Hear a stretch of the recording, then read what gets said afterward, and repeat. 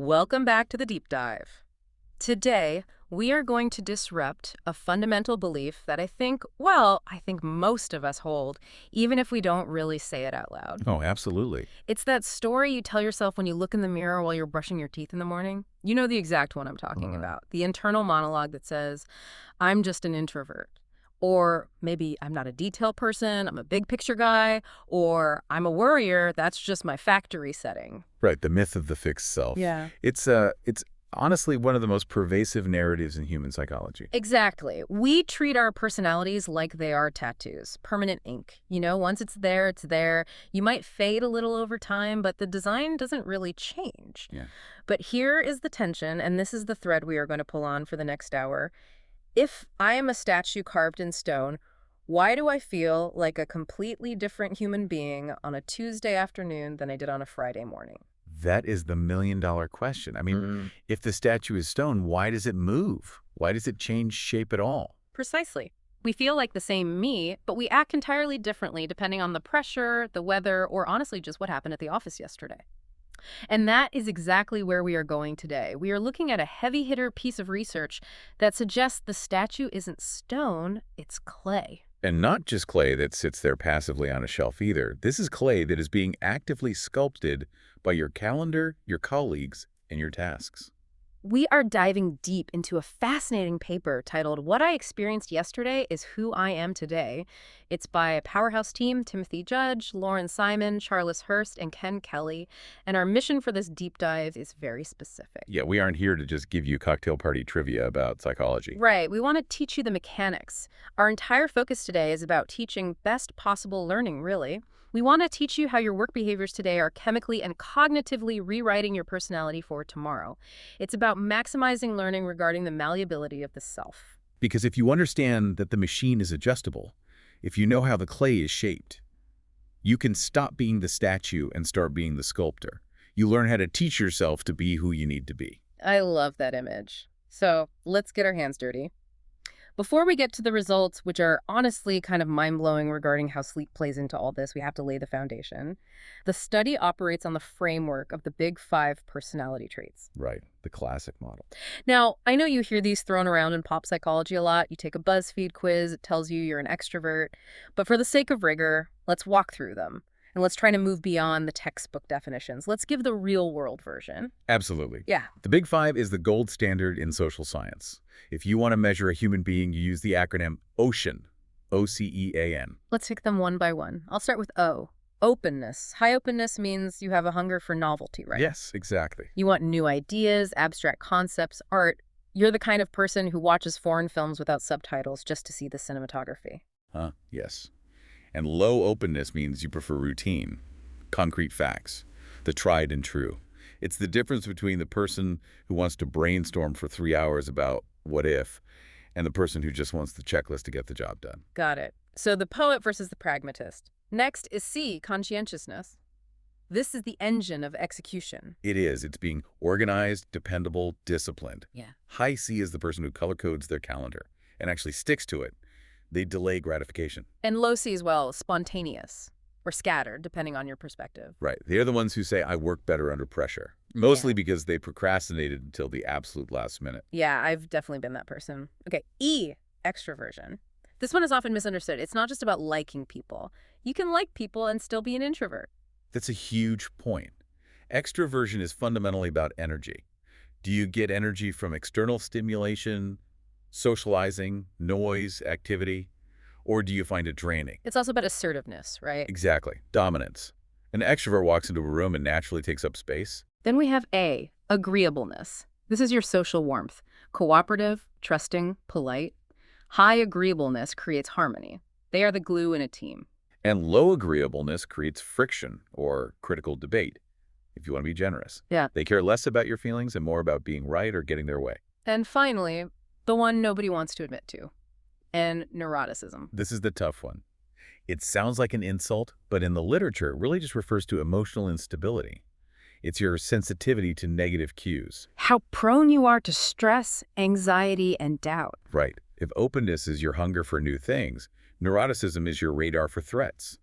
A high neuroticism person hears a laugh across the room and assumes it's about them. A low neuroticism person assumes it's just a good joke. Okay, so traditionally, I take a test, I get a score, I'm an 80 on extroversion, I'm a 10 on neuroticism, and I assume that is my operating system for life. I walk around with a badge that says 80/10. That is the traditional trait view. And that rigid view created a massive war in organizational psychology for decades. It was the person versus situation debate. The nature versus nurture of the office. Exactly. Is behavior caused by who you are the person? Or is it caused by where you are the situation? Do I yell because I'm an angry person? Or do I yell because the printer jammed, the coffee machine is broken, and I'm late for a meeting? It feels like the answer has to be both, right? I mean, life isn't that binary. Intuitively, yes. But mathematically, researchers really struggled to prove it until a researcher named Fleeson came along with whole trait theory. And this is the first key insight for you listening to really grapple with. Whole trait theory solves the paradox with a brilliant analogy: climate versus weather. I love this analogy because it finally makes sense of that Tuesday versus Friday feeling. Break it down for us. Think of your personality trait, that fixed score on the test, as your climate. Let's say you live in London. The climate is generally mild, rainy, gray. That is your average tendency. If you are high in extroversion, your climate is social. You generally like people. But even in London, the sun comes out sometimes. Exactly. You have heat waves, you have thunderstorms, you have freak snow days.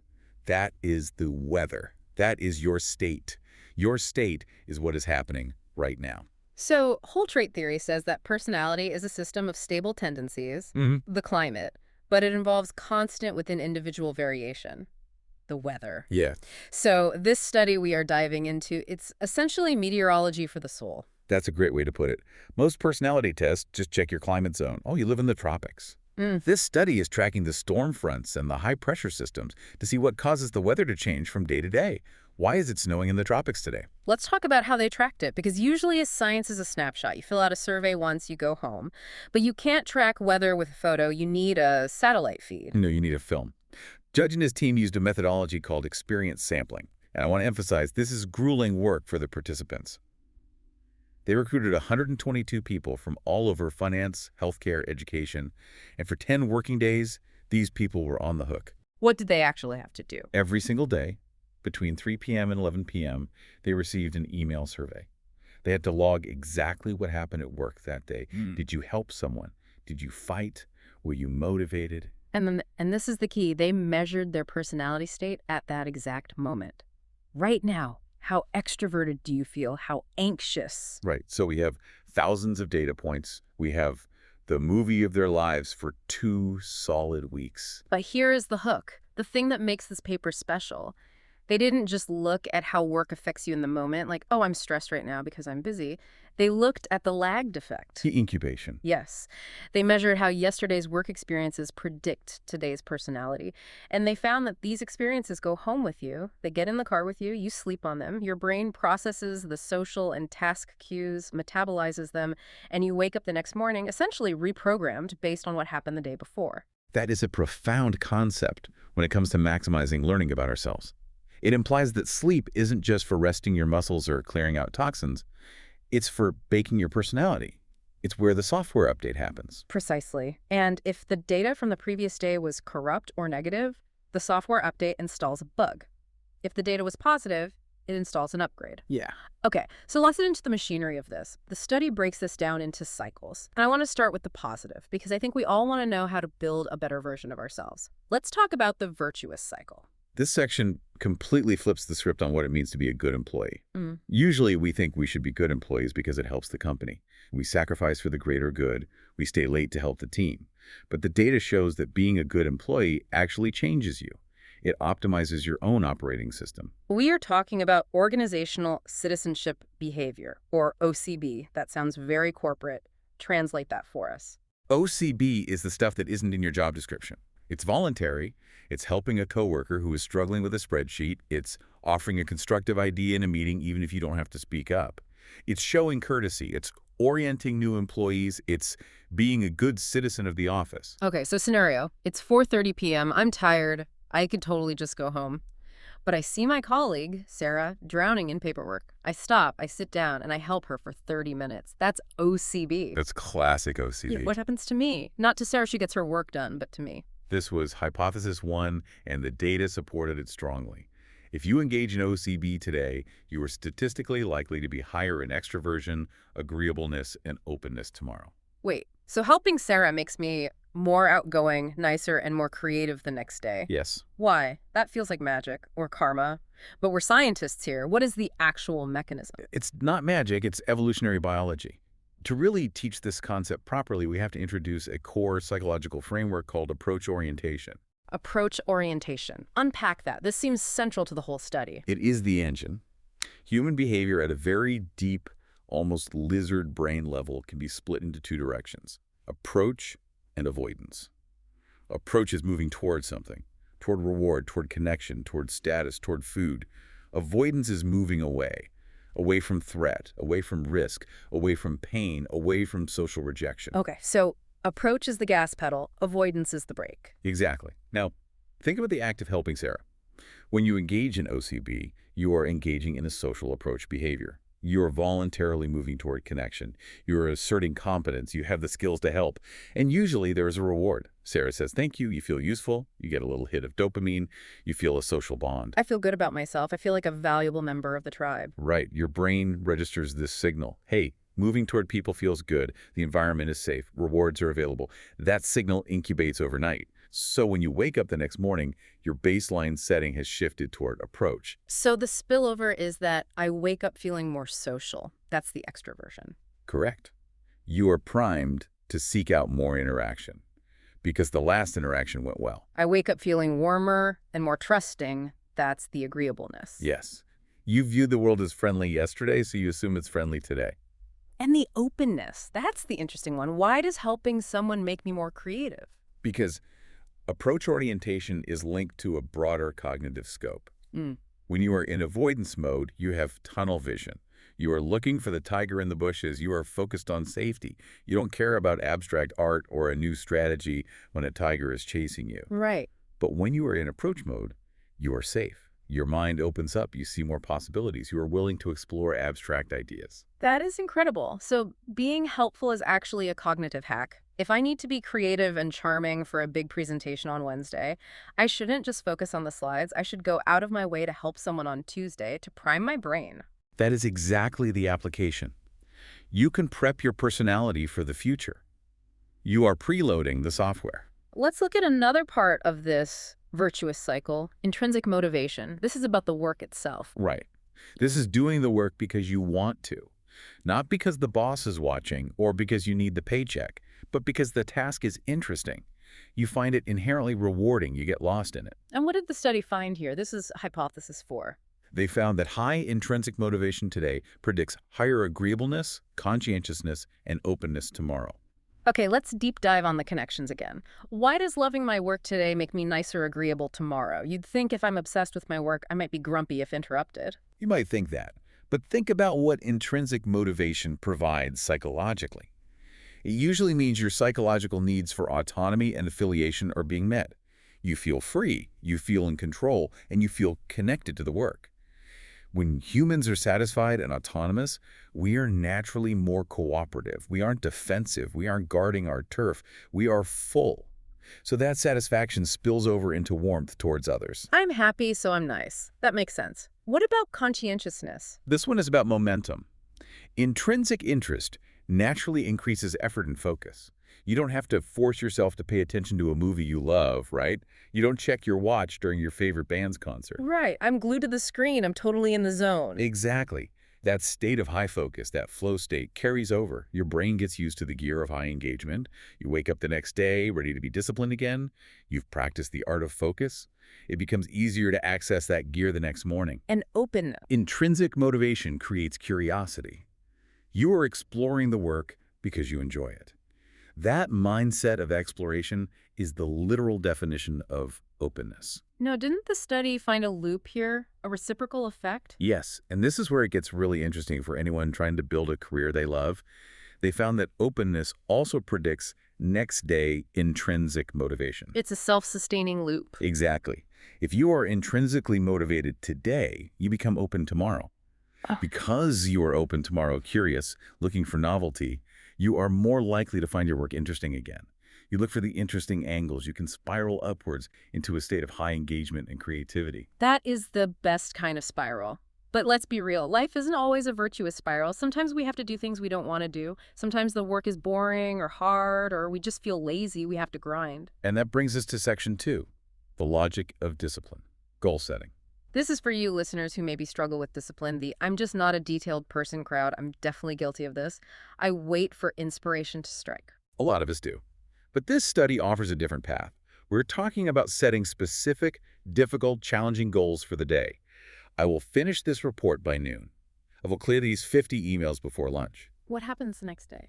Hypothesis 3. Goal setting strongly predicts next day conscientiousness. Okay, I can hear you saying, well, obviously, if I set a goal, I'm trying to be conscientious. But the study says this is more profound than just trying. It is. It shows you can force a personality trait. Conscientiousness is often seen as the most stable, boring trait. You either have it or you don't.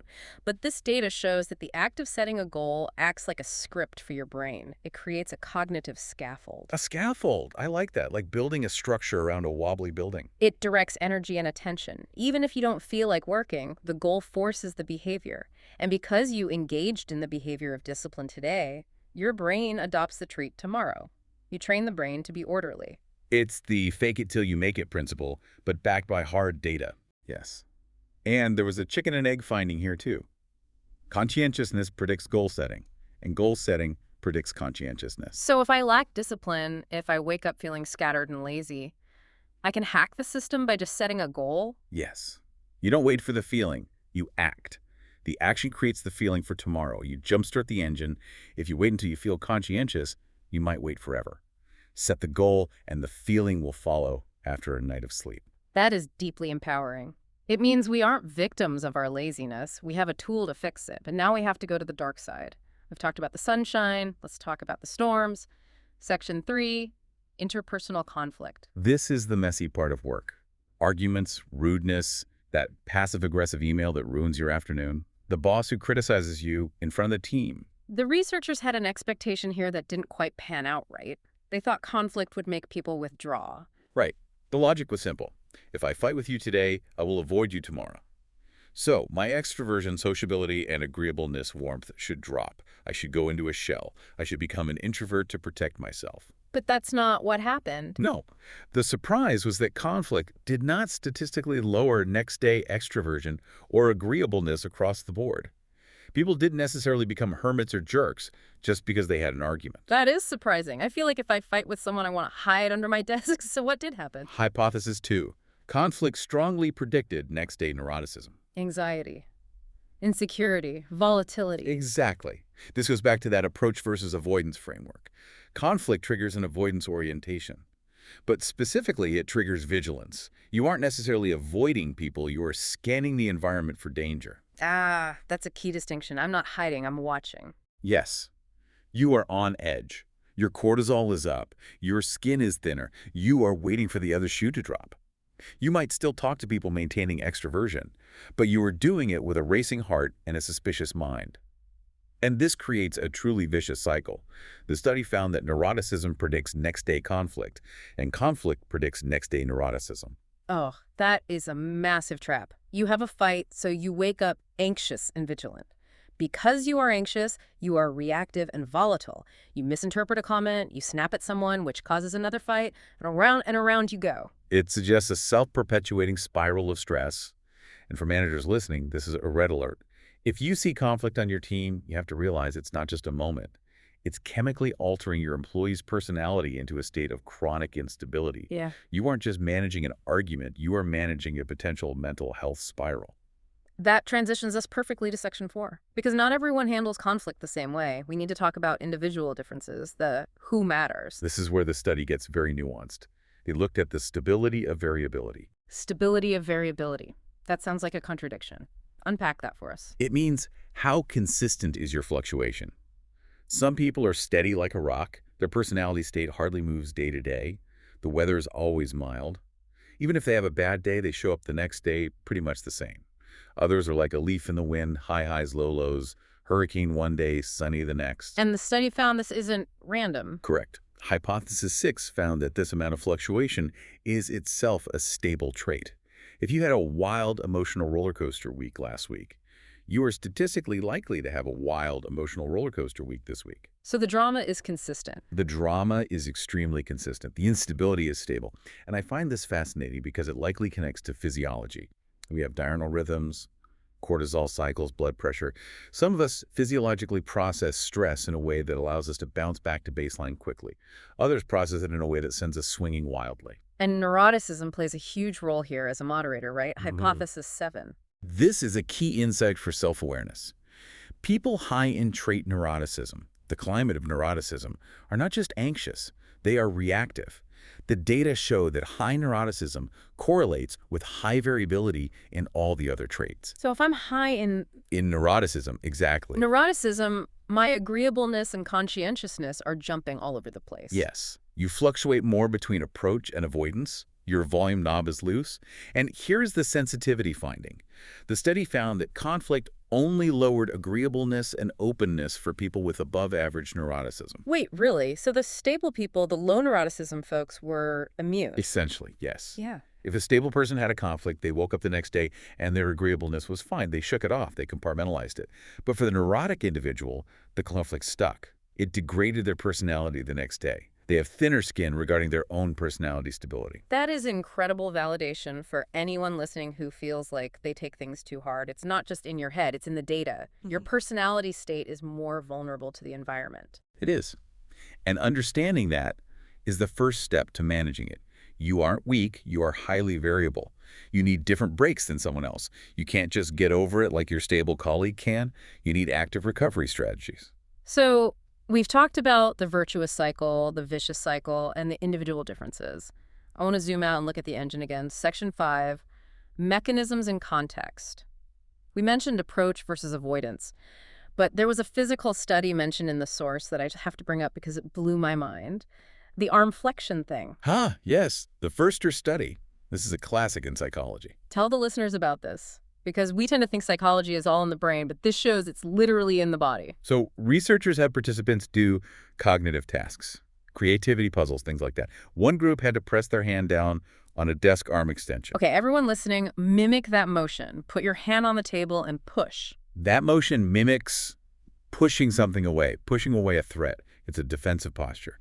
Avoidance. Yeah. Your brain says, get this away from me. Pushing away. The other group had to pull their hand up against the underside of the desk arm flexion. Like you're curling a dumbbell or pulling a plate of food toward you. Exactly. That mimics pulling something toward you, pulling a reward closer. Approach. And just that physical movement changed how they thought. Significantly. The pulling group, the approach group, was more creative, more open, more flexible. The pushing group, avoidance, was more vigilant, more rigid, less creative. That is wild. This proves that approach and avoidance aren't just abstract ideas. They are deeply wired into our physical and cognitive systems. So when we say OCB helping triggers approach, it's like flexing that mental muscle. You are pulling the world towards you, which physically and chemically opens up your brain. You're putting yourself in the pull state, not the push state. I love that visualization. Now we need to talk about the role of time. The study measured day T and day T plus 1, but what about the weekend? The weekend effect. This is the reality check. The study found that the links between Friday's work and Monday's personality were completely broken. A reset button. Yes. The incubation effect seems to have a shelf life. It resets over the 48 hours of the weekend. What does that tell us about maximizing learning? It tells us that these states have a short half-life. You can't just do one good deed on Friday and coast on it for a week. You have to reinforce it. It's like hygiene. You have to shower every day. You have to design your personality every day. That makes it sound like a chore, but it's actually liberating. It means if I had a terrible week, Monday is a fresh start. I get to reteach myself who I am. Exactly. The slate is wiped clean. That is a perfect transition to application. Section 6, best possible learning. How do we apply this? I'm going to break this down for two groups. The individual and the manager. Let's start with the individual, the learner. If I want to self-architect my personality, what do I do tomorrow morning? Give me the recipe. You start by accepting that you are not fixed. You are a fluid system. If you want to be more social tomorrow, maybe you have a networking event, and you're dreading it, you don't need to force yourself to talk to people tomorrow. You need to do something helpful today. Do an OCB. Help a colleague. Trigger that. Approach orientation. Prime the pump. Okay, if I want to be more disciplined, maybe I have a massive deadline coming up. Don't wait for the feeling of discipline to strike. Set a goal today, even a small one. I will finish this specific report by 4 p.m. That act scripts your brain for conscientiousness tomorrow. You are telling your brain, we are the kind of person who sets and hits targets. And if I want to be more creative, Focus on the parts of your job you love. yes. Lean into intrinsic motivation. If you can find joy in the task today, your brain will open up openness tomorrow. Spend an hour on the project that lights you up, even if it's not the most urgent, just to trigger that state. Now, what about managing stress, especially for those high neuroticism? This is crucial. If you know you are high in neuroticism, if you know you are reactive, you have to recognize that conflict is radioactive for you. It hits you harder. You need breaks. What do breaks look like in the real world? If you have a conflict, you cannot just let it stew overnight. If you do, the incubation effect will turn it into anxiety by morning. You need to resolve it. Or, if you can't resolve it with the person, you need to use cognitive reframing or mindfulness or intense exercise to close the stress cycle before you go to sleep. You have to physically interrupt the incubation. Exactly. Don't go to bed angry. It's good advice for marriage, and it's critical advice for your personality. You have to scrub the avoidance signal before sleep consolidates it. Let's pivot to the manager or leader listening right now, because this research suggests they have a lot more power than they realize to facilitate learning and growth for their teams. A manager needs to realize they aren't just managing performance, they are managing personality. That is a heavy responsibility. It is. If you create an environment of fear or constant conflict, you are literally creating a workforce that is higher in neuroticism and lower in openness. You are damaging their personality tools. You are taking creative people and making them rigid. You are taking helpful people and making them withdrawn. So intervening in conflict isn't just about peace in the office. It's about preserving the team's cognitive capability. Yes. And encouraging autonomy, letting people work on things they inherently enjoy, isn't just nice. It produces a more conscientious and open workforce. You get better employees by treating them well. It all comes back to the feedback loop. Good work creates good people who do good work. It's a virtuous cycle. And bad work creates anxious people who create more conflict. It's up to the leader to choose which cycle they want to spin. So as we wrap up, I want to summarize the big idea here.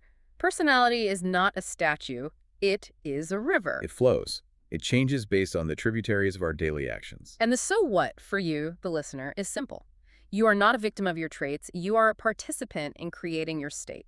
You have agency. Every day is an opportunity to rewrite the code for tomorrow. I want to leave you with a final provocative thought. This study really made me question the entire way we hire people. We give them a personality test on day one. Oh, Sally is an introvert. Bob is low conscientiousness. Right, a one-shot test, a snapshot in time. But if we change so much day to day based on the environment, are we hiring the person? Or are we just measuring their reaction to our environment? That is a profound question. If a company has a toxic culture, they might be hiring conscientious people and turning them into neurotic people within a week. Yep. And then they blame the hire. Oh, they just couldn't hack it. No, they were fine. Your weather destroyed them. Exactly. Maybe the problem isn't the person. Maybe it's the weather you are creating in your office. It certainly makes you rethink the validity of the snapshot approach to talent. Definitely something to mull over. Tomorrow morning, when you wake up, pay attention to how you feel and ask yourself, what did I do yesterday that made me this person today? And then go out and design who you want to be tomorrow. Well said. Thanks for diving deep with us. We'll see you on the next one.